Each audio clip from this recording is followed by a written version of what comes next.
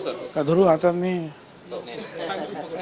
बोला आता काय काय चर्चा झाली साधारण, कारण की आरक्षणाचा असं आहे. एक तर ही आमची समता परिषदेची बैठक नव्हती.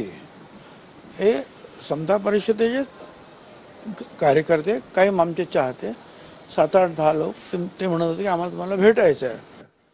समता परिषदेची बैठक असते तर इथे तुम्हाला जागाच पुरली नसते, एवढे लोक येतात ना. 10-20 लोक होते. तर म्हटलं बाबा मी आहे इथे, काम चालू आहे आमचं, इथं दुसरं काही काम होतं त्याप्रमाणे ते आले आणि मी चर्चा करत होतो.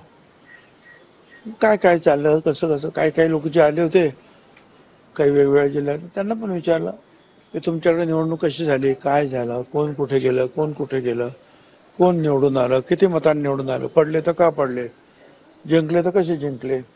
ही सगळी चर्चा जो आहे ना, तो आढावा घेतला. डिटेल आढावा जो आहे, म्हणजे खरा आढावा हा या 5-6 दिवसामध्ये मी समता परिषदेची आमची पूर्ण मिटिंग जी आहे ती बोलवणार आहे आणि मग त्यावेळेला आणखी त्याच्यावर प्रकाश पडेल.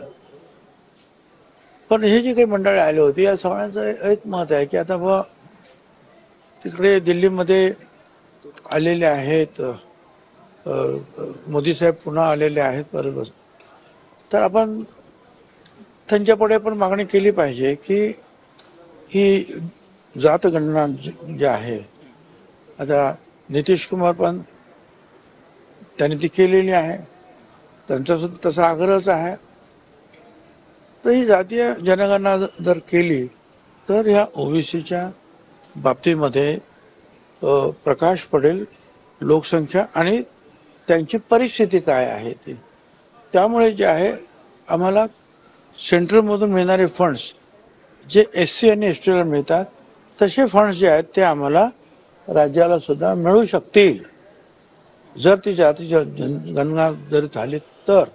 भारत सरकारतर्फे ते व्हायला पाहिजे.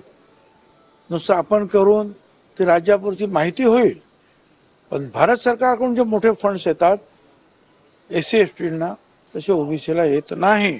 त्यामुळे त्याच्यावर चर्चा झाली.